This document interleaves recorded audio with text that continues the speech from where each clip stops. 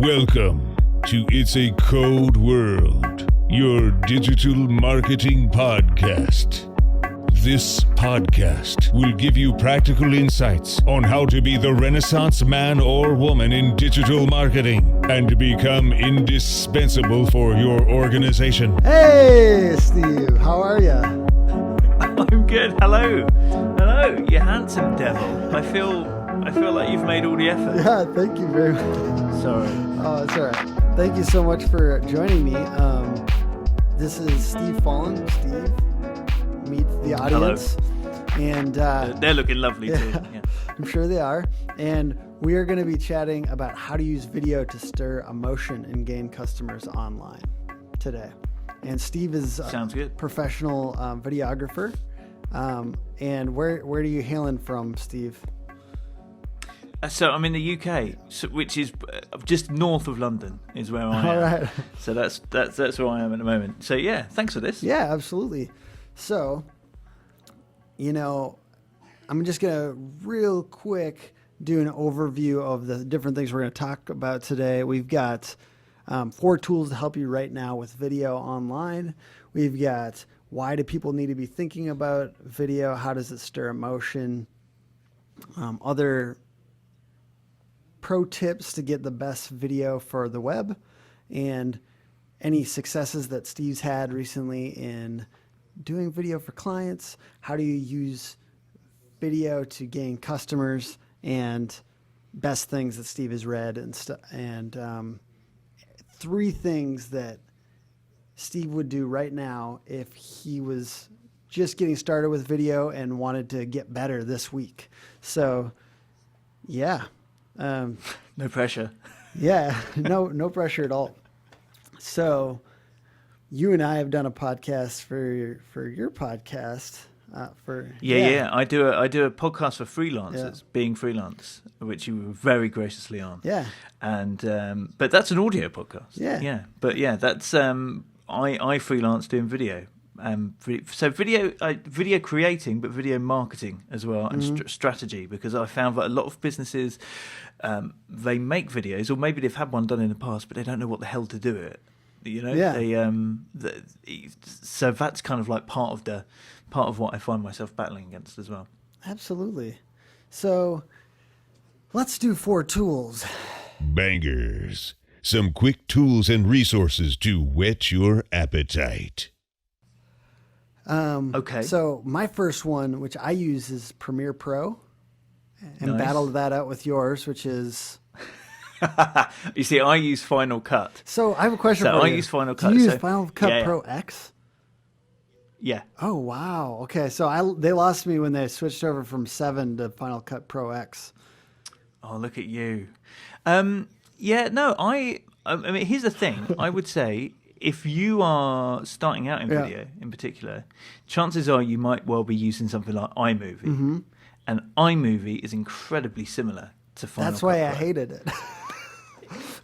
Yes. But Final Cut Pro is actually incredibly powerful. Yeah. It's brilliant. You could make things worthy of being on TV. People have made films on Final Cut. It's just the same as using Premiere. They're just different platforms. Yeah. So yeah, we can arm wrestle about it if you like. But I was hoping for it. I don't know. This is a little far away. There are now just as many plugins and stuff available for Final Cut Pro, and so I do like Adobe products as well. On the other side, you see, I don't use GarageBand or Logic. Yeah. I use Adobe Audition. So Absolutely. Yeah. I'm a whore to both. It's fine. Yeah, and I've got one other thing. So I've been doing a lot of full width video on the web, and an awesome JavaScript plugin is Vide.js. Oh yeah. So it's VIDE.js, and it's touted as easy as hell full width video, and it creates beautiful video. It has fallbacks for different browsers. Yeah, and you've got some tools here.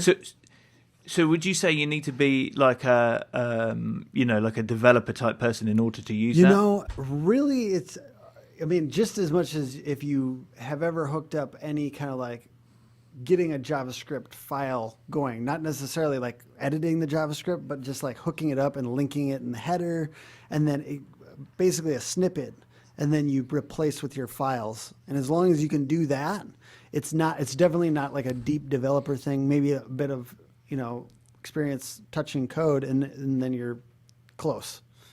Okay, so if that made sense to anybody, it's worth a go. Yeah, exactly. And if it didn't, hire someone. No, exactly, yep. I love. I know some of the sites that you've worked on which use wide, and I've done a couple with this as well, like wide full screen video. It does capture a lot of attention. It's a nice technique, especially because not a lot of people are doing it. Yeah, absolutely. You've got Whipster here.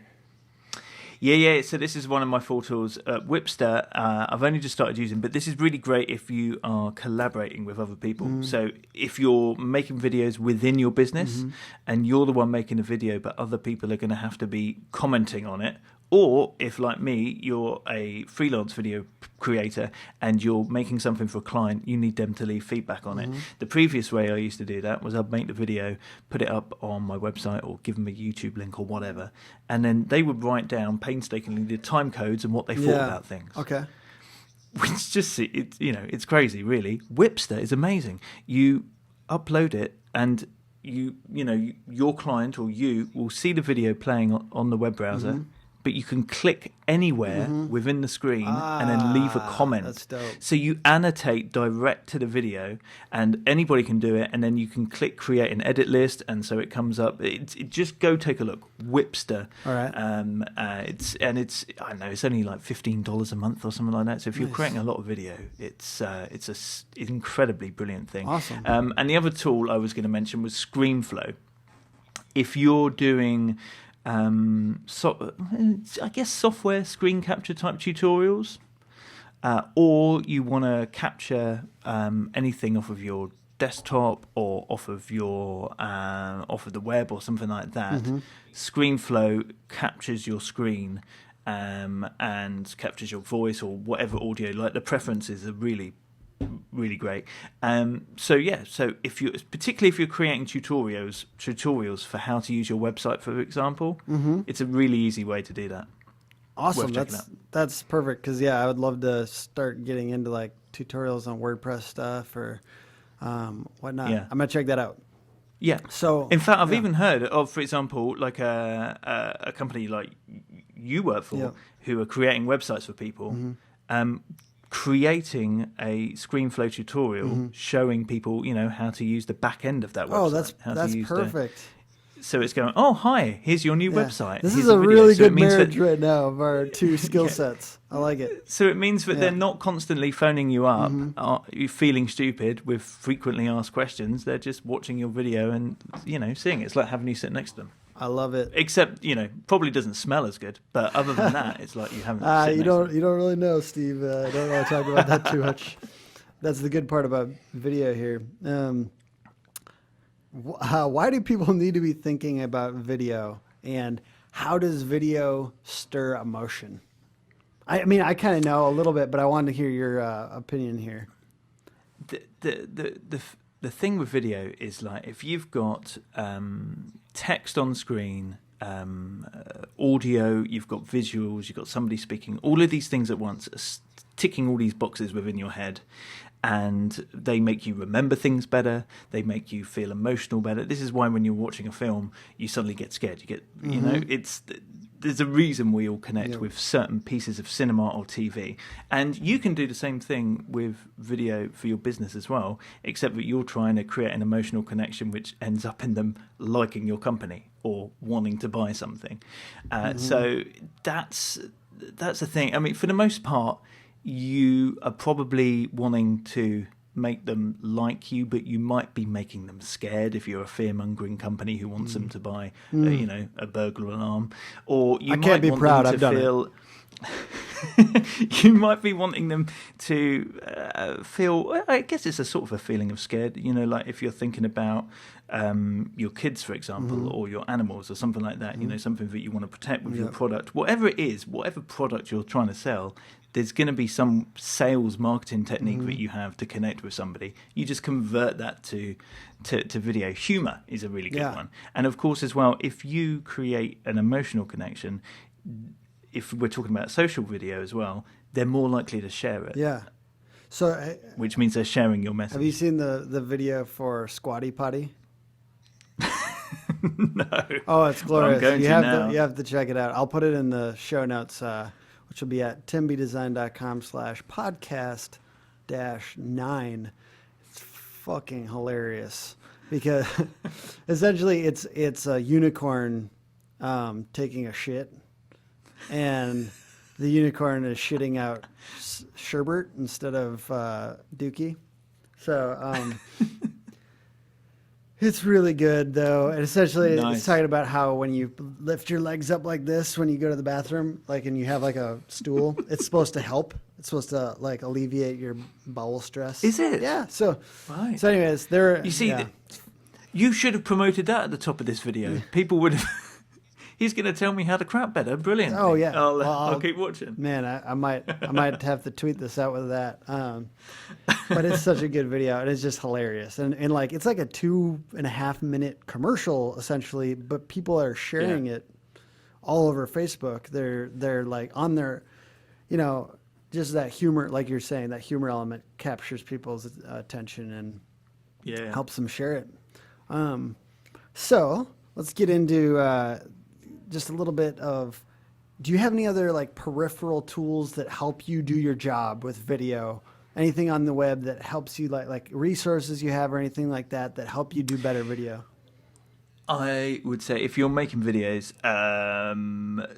depending on how complex you're making them, there are things you can use to kind of cheat. Yeah. For example, Absolutely. Give me all the cheats. I love hacks and cheats and templates and all that.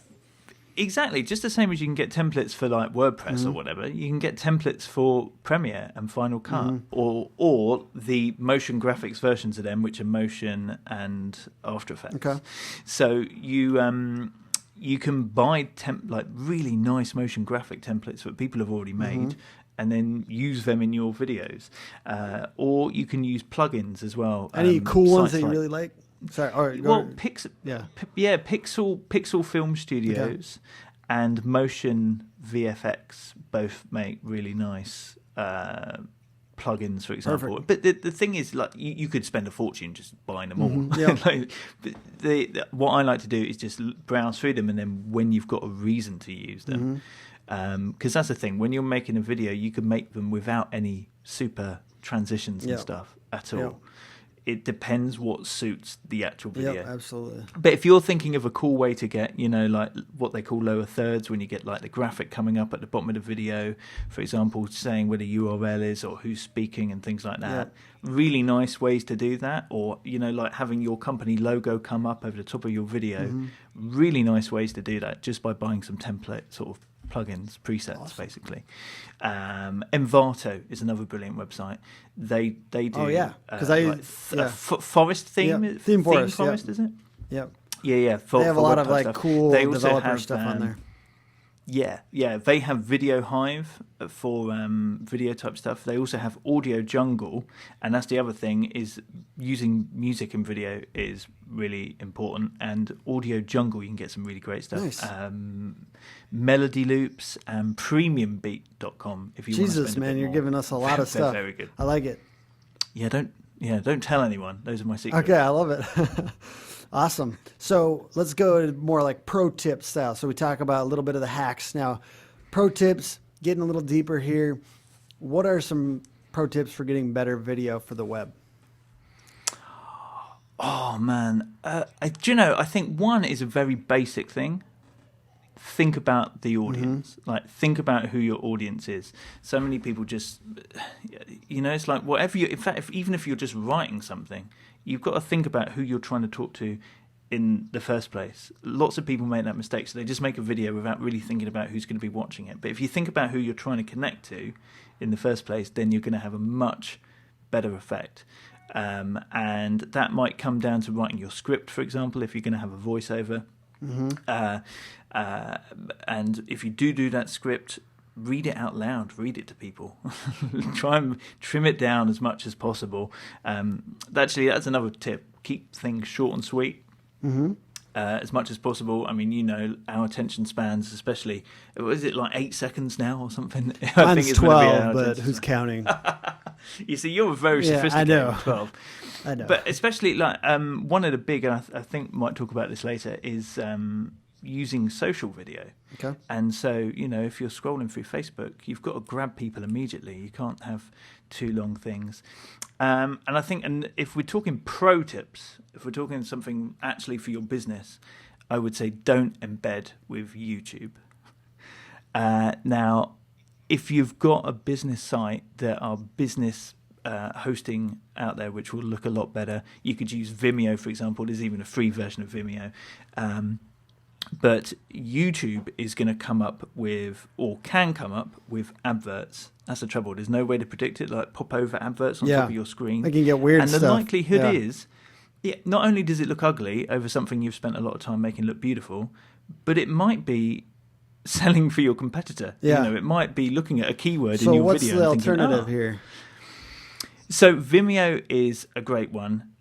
In that there is a free version. Lots of filmmakers use that. But also, more than that, if you're really investing in it for your business, sites like Wistia, and who are in the States, and Vidyard, who I think are in Canada.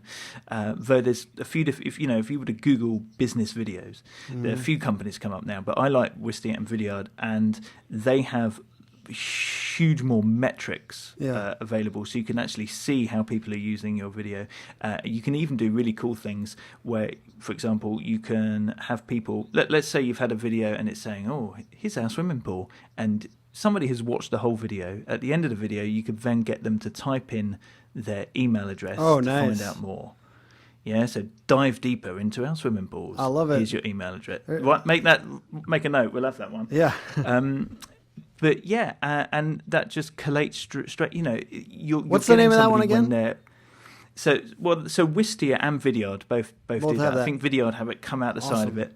So Steve, what kind of successes have you had in video creation, direction, whatever, lately that you perhaps could share with our audience? Just give them imagination, get them their imaginations going about what you do and how they could use video. Oh man, there's so many ways, and in fact, one way was something I wasn't even thinking about when I kind of got into it. Is using videos in pitching. Mm-hmm. So if you're going out pitching for business, using video is a huge way to sort of elevate you above the competition for a start, liven up a boring PowerPoint or whatever it might be that you're using. So some clients I've worked with have used videos to land hundreds of thousands of dollars. Well, in fact, probably more like $1 million of like big clients. So it kind of, if you're working with those kind of budgets, then it kind of qualifies spending enough money creating a brilliant animation in the first place. Yeah, absolutely. Yeah, but that said, because they would make it bespoke. To that particular pitch. Yep. But if you're going out on smaller pitches, and you can still make something more generic. Yep. So, you spend a certain amount of money having that animation done to begin with, and then you just, roll it out. Or at least if you've got a load of different salespeople going out, that at least part of their presentation is going to be absolutely awesome. You don't know what the rest of them is like, because you're not in control of them, but they're going to be watching that. So that's been really powerful. Testimonials as well are really great, like getting your customers to sell for you. We've done quite a lot of that with colleges, university type people. So instead of getting like people saying, "Oh yeah, come and do our course," you get people speaking really passionately about how that course has changed their life, or the difference it has made to their career and things like that. So that has been really, really, really good. But I do quite a lot of animations as well as explainer videos. And you have... Which really... Yeah. Excuse me, sorry. Well, they can explain everything that your company does within a minute, 90 seconds, something like that. And I make a lot of those myself, but I also script them for other video people who need me to do that for them. Or voice them. I do lots of voiceovers for them as well. Every company should have an explainer video, really. And... they can just make a huge difference. If somebody lands on your site and they're not understanding what you're able to offer them within like 30 seconds, they might well leave. They might just go. Whereas if they've got this little play button and they click play, they're going to understand. So long as you've crafted it well, they're going to understand exactly what you're about within 40 seconds, a minute, or whatever. And then, like we said, who knows? They might even type their email in, like we were talking about with the likes of Wistia. So, yeah, hugely powerful. You have Turnstile here. What are you referring to there? So Turnstile is the thing which Wistia. That's the name for their email collection. Oh, perfect. Okay. That they do, yeah, Awesome. yeah. What are some of the best things you've read on the topic that you might like to share with people? Well, actually, Wistia and Video that I mentioned earlier are really good. They have really good blogs. I actually saw a dude newsletters. from Wistia speak at a thing in Minneapolis here, and it was really, really good. Actually, it was in St. Paul. Close by. Their content marketing is awesome. Yeah. They make lots of videos, but they do lots of writing. They have a really good active community as well of people kind of sharing ideas. Yep. So if you're creating videos, it's worth being part of the community, but also it's worth signing up for their ideas. And also, don't forget, YouTube is brilliant for how-to videos. Yeah. So not only how can you get a beautiful quiff like yourself, Tim, but you could Google, I don't know, Final Cut editing or Premiere editing, or so I like Mac Break Studio. These guys called Ripple Training do just like really short tutorials concentrating on a specific thing to do with Final Cut, for example. Okay. I'm kind of just self-taught really within Final Cut. I pick things up, I learn things, but it's, if I'm sitting there eating my lunch, it's really nice just to watch them and pick up some tips. What is the future of video on the web? Where do you see it going? This is a time to wax poetic. Enjoy yourself. Think about where is this going? Well, weirdly, there's two key things. One is social, which is kind of like is social, just the web in general. But it's one thing to create a video; it's another thing to think about where it's going to go. And one of those has to be it Twitter or Facebook or Instagram or if you're even younger than us, Snapchat. That is how you're actually going to interrupt someone's day and have them suddenly see, like you can pay, for example, for your Facebook video or Twitter video to be seen. So it's a great way to combine advertising on those social streams with video. But also, if people like it, it's incredibly easy for them to share it. So they're likely to do that as well. So that's only going to grow, and it's a great thing to do you have any with. social app regarding video that you really like? Like, are you into... What is the one where you just show what you're doing at the moment? Oh, Periscope. Yeah, do you do Periscope? Do you do Snapchat? Do you know, the trouble with Snapchat is I haven't got my head around it, in that it is so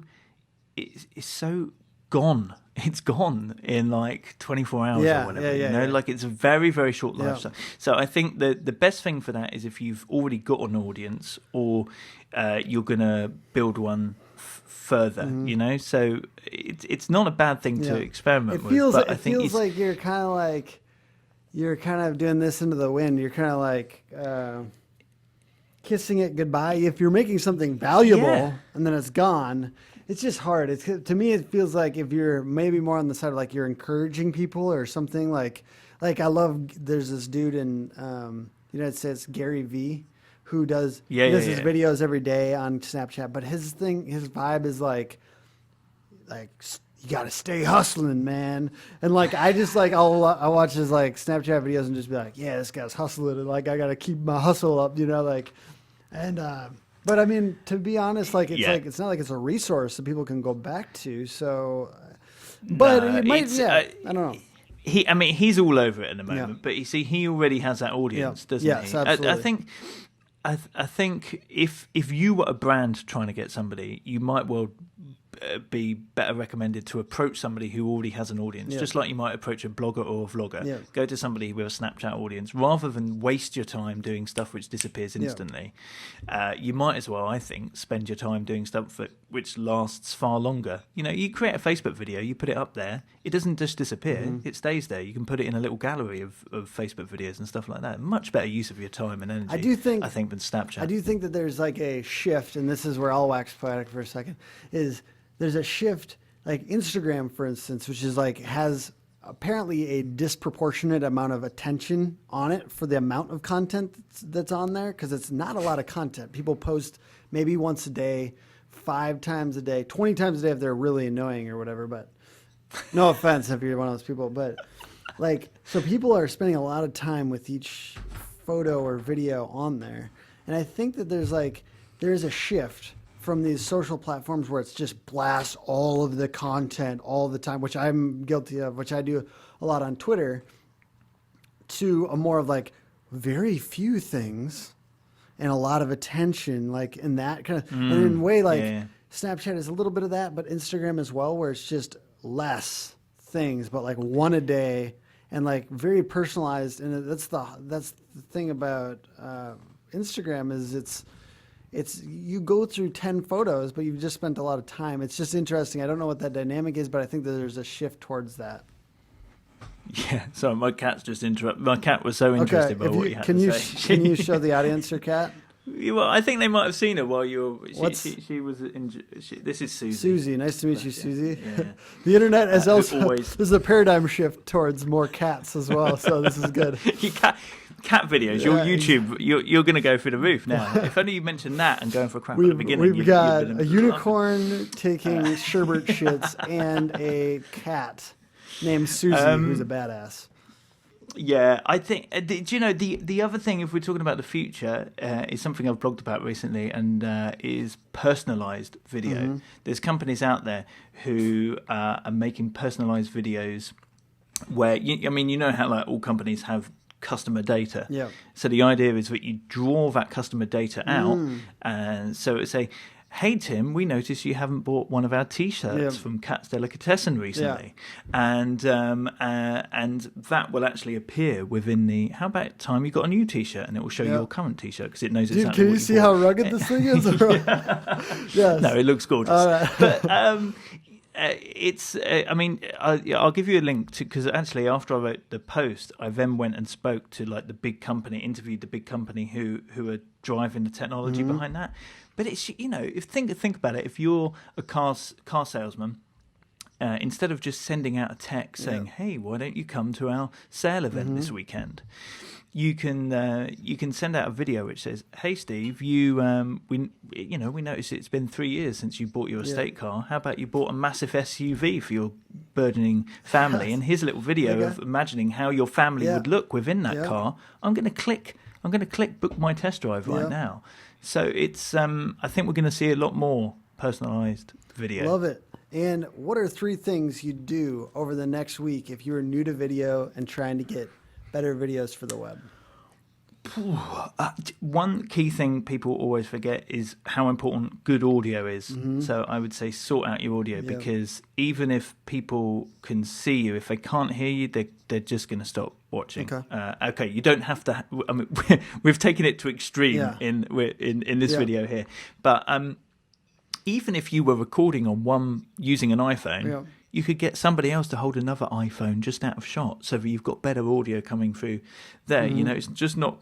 You can buy little tie mics, like lapel lav mics, which connect to iPhones now. They've got the actual connection. There's no excuse for poor audio, and it really makes a difference. Another one, if you were trying to get into being more human, because there's a great thing about videos that we didn't talk about, is like how you can make your company feel more human. Yeah. So if you were going to be getting people to talk to camera, I think just the best way to do that is to practice talking to the camera. Doesn't mean you have to show it to anybody, but just practice eyeballing the camera, which is probably something. I've been staring at your Skype image too much. You've probably been looking at my shiny forehead, but if I'm now eyeballing the camera, it looks a lot better. So just getting people. I like that. You're like, yes. Used to, it captures my attention. If somebody does that to me on a video, I'm like, what? What's going on here? Like, Hello, yeah, it humanizes people, absolutely. Yeah, what they're doing on TV. Admittedly, they've probably got a auto cue or whatever in front of a TV thing. By the way, you can buy auto cue that works with an iPad. There's no reason why you couldn't use an auto cue. It just sits in front of the lens of your camera. That's brilliant. And the other one would be. So how do you do? Wait, sorry. Back to that. Well, how do you do that? What's the audio cue? Okay, so the way an auto cue or teleprompter works is that it has a TV screen with text, which is reversed, I'm saying, like, flipped, is there an app you know of on iPad? Yeah. So, and then that reflects on glass in front of your camera lens. And so the bit of kit that you can buy is the bit of glass and a clamp for your iPad. So it goes actually over the camera lens. Wow, I didn't realize that. So it goes in front. So it's like a proper professional teleprompter that they would use on TV, and then you have an app. In fact, it's a free app for it, and then you just put your script into there, and it will scroll as you. That's awesome. As you. So what's that's the app? What's the free app? Oh, I don't know. If you Google teleprompter app, okay, on it. Yeah, something like that. And I'll find it and put it in the show notes. Yeah. If you look on Amazon, you can buy those bits of kit. If you're doing lots of. Yep. Again, I'm doing more video, Steve. I'm doing more video. I believe in what you're saying. So, well, the thing is, though, I feel bad about mentioning it now, is that you've got to then be natural at reading. Yeah. Because the reason you'll see a lot of rubbish TV presenters is because they can't quite read properly. Mm. But you've got to be that's a skill in itself. I know. Well, I'll say this. I noticed about you, because we are reading from a general outline here. You kind of do a little. This is taking away the third wall here or whatever, but you're saying let me, like, you're saying before you speak to the question, you're saying like you're thinking about it, but you have the note right there, so I know that you're making it more natural that way, because you're going and then you go. I like it though. I like it. I like that way, because you're focusing on trying to make it feel natural, and now I just ruined it, but I love it. Yeah, damn it. But just so everybody knows, I didn't know he was going to talk about shitting unicorns earlier. that wasn't on our sheet. But the cat came on just on cue. My third thing, if you're going to do something this week, is to make yourself a better editor, is just to go out there and film something. So it doesn't have to be but I don't know, film the best way to make a cup of tea or coffee or whatever. I like it. Or go out in your garden and film the best ways to score football or whatever it is you guys play over there, soccer. I don't know, but no one plays any of that over here. We just watch people hurt each other. So whatever it might be, get out there and film something. But the beauty is in the B-roll, what they call it. So it's maybe you've got you talking to the camera, but if we wanted to cover up all the cracks of this interview, we could intercut it with footage of tea making, the videos that I've been talking about, or in this instance, boiling the kettle, doing this. So it's all of those little tricks that people use. And I guess as you're watching other people's videos, be it online or on TV or whatever, just start to be aware of that whole editing process. Because there is a skill in editing for sure. Absolutely. And I have to say, Steve, you've driven the conversation a little bit more than my normal guests, because you have your own podcast, and I love it. And I feel like you've given a ton of value today. So I think people will enjoy that. SteveFolland.com. And you have Being Freelance too. BeingFreelance.com. And then also on Twitter, you're S Folland, and you can find me at timbdesign.com, and the show notes will be at timbdesign.com/podcast-9, and you can also tweet me at timbdesignmpls. And Steve, it was great talking to you. Thank you so much for sharing all the value that you did today.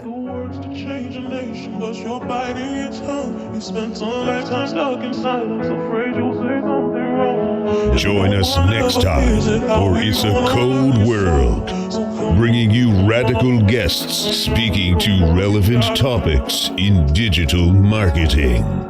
From visual design to front-end development, from growth hacking social media and SEO to work process tips and working with clients. Stay tuned, and we'll keep talking about topics you care about. Thank you for listening. Until next time.